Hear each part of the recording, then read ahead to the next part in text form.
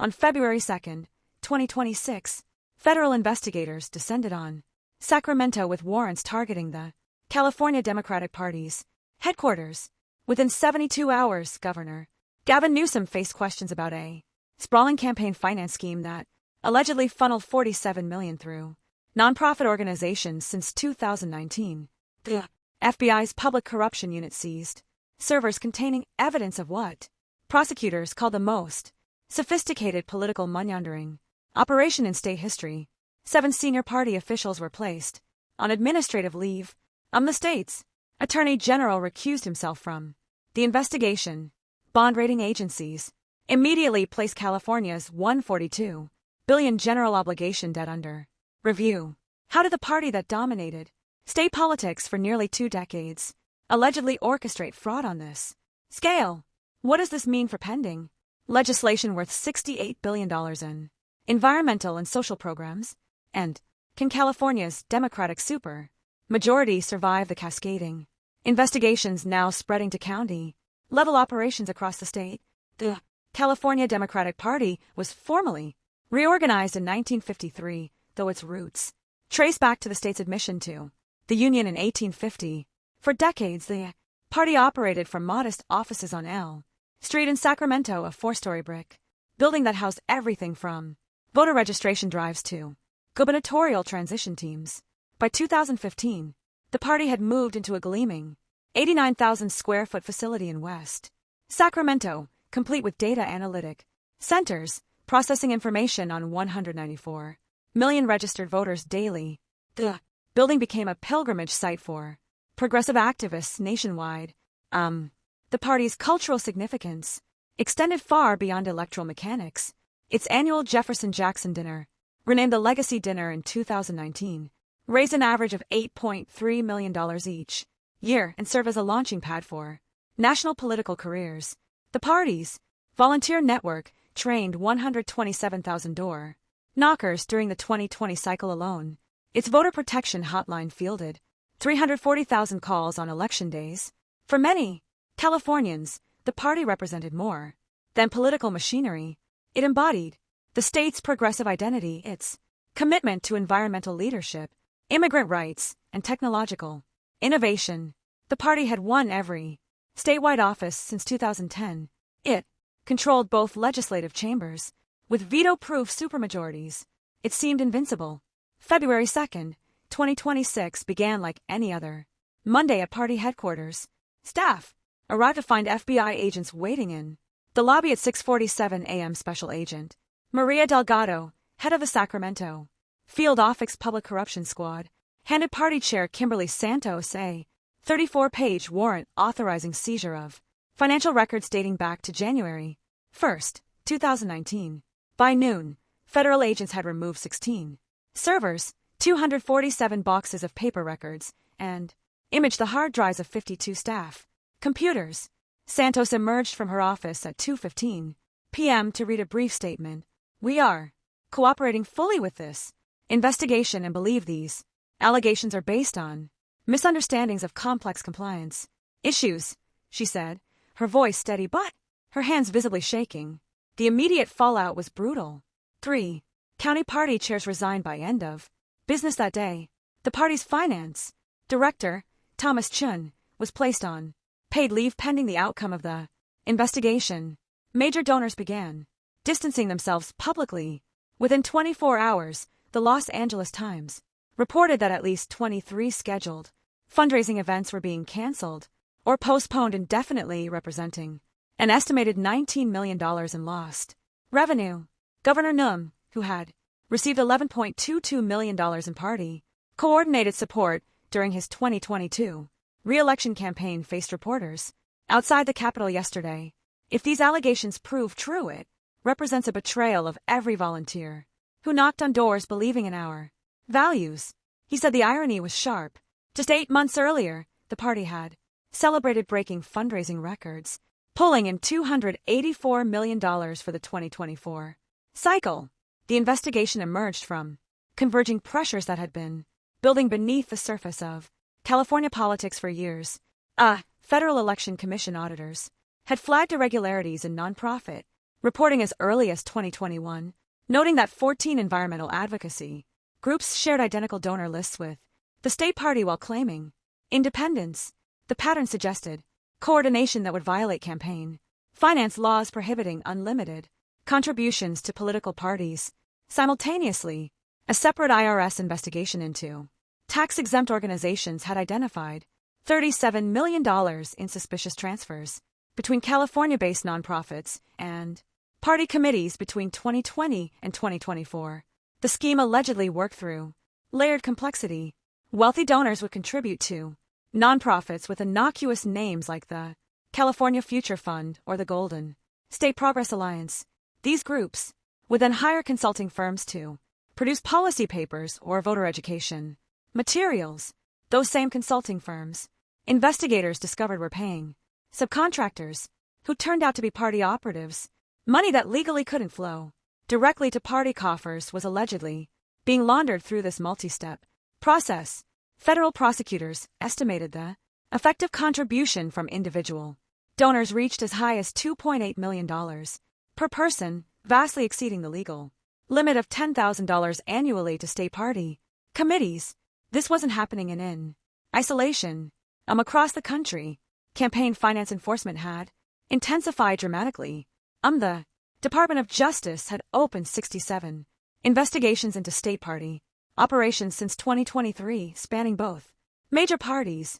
A landmark 2024 Supreme Court decision in Anderson v. Federal Election Commission had strengthened prosecutors' ability to pierce corporate veils and trace money through nonprofit intermediaries.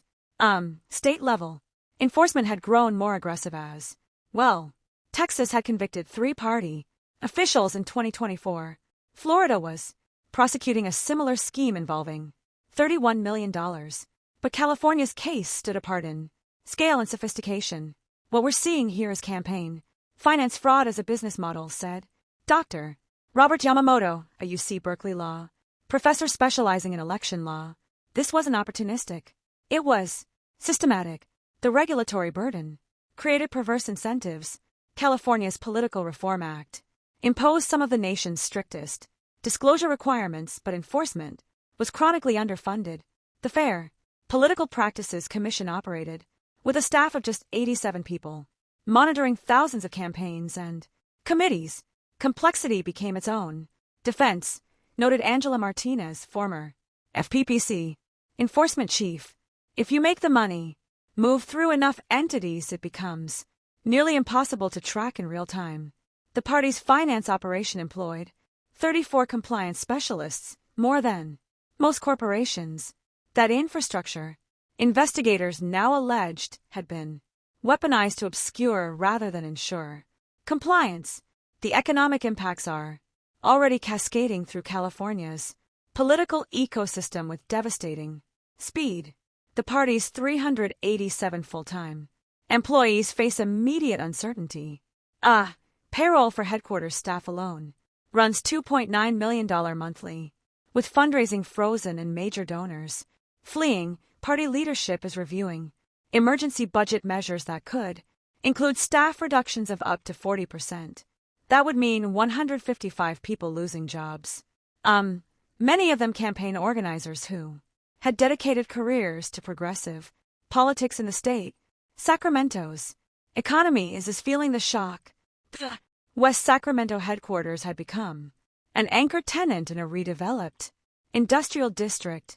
The party pays $340,000 monthly in rent to a real estate investment trust that had borrowed $48 million to renovate the building.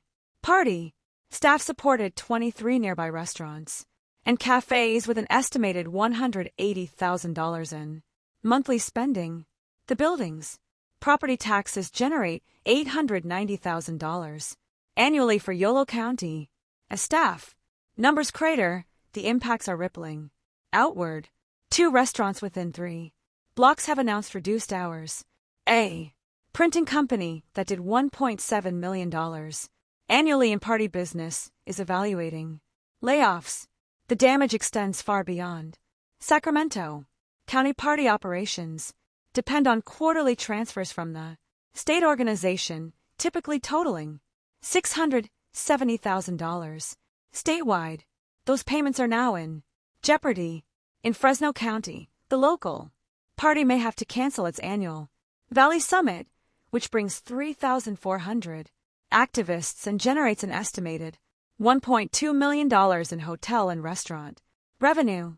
In San Diego, the county party chair warned yesterday that the entire field operation, 17 organizers gearing up for municipal elections, could be laid off within weeks. We went from planning expansion to planning survival in 10 days, said Carmen Rodriguez, San Diego County Democratic Chair. The tertiary impacts are proving even more severe. Progressive ballot measure campaigns relied heavily on party infrastructure for voter contact operations. The California Climate Action Coalition had budgeted $8.4 million for a November 2026 initiative, assuming party volunteer networks would handle get out the vote efforts. With party operations crippled, the coalition faces the prospect of hiring commercial phone banks at 3 times the cost. Labor unions that coordinated closely with party field programs are scrambling to build independent operations. The SEIU California is evaluating whether to spend an unplanned $1 million standing up voter contact capacity that party networks had previously provided. Every dollar diverted to infrastructure is a dollar unavailable for persuasion or mobilization. The investigation's human cost is crystallizing in individuals like David Nguyen, 43, who has worked as the party's Northern California field director for 11 years. Nguyen joined the party in 2014 after organizing farm workers in the Central Valley. He has 2 daughters in public school in Sacramento and just closed on a mortgage for a 4-bedroom home in Elk Grove. His annual salary of $127,000 supports a family of 4 comfortably. His position is now under review as part of emergency budget cuts. I believed we were doing democracy's work, Nguyen told reporters yesterday. Now, I don't know if I was part of something corrupt or just naive about how the system really works. If laid off, he would receive 12 weeks severance and access to career counseling services. His daughters would finish the school year. Then the family would have to decide whether to stay or relocate to a state where Democratic politics hasn't imploded. Jessica Park faces a different calculus. At 61, she has served as the party's compliance director since 2007. She has 23 years of pension credits in the California Public Employees Retirement System and had planned to retire at 65 with full benefits. Instead, she was placed on unpaid administrative leave pending the investigation's outcome. Though not personally accused of wrongdoing, her entire department is under federal scrutiny. I spent 2 decades trying to keep this organization on the right side of the law, she said in her only public statement. If I failed, I need to understand how if others circumvented the systems I built, the public deserves to know that too. Park's salary of $184,000 had supported her elderly mother's memory care facility costs. With income suspended, she faces impossible choices about continuing that care. Yet significant aspects of California's democratic infrastructure remain operational despite the crisis.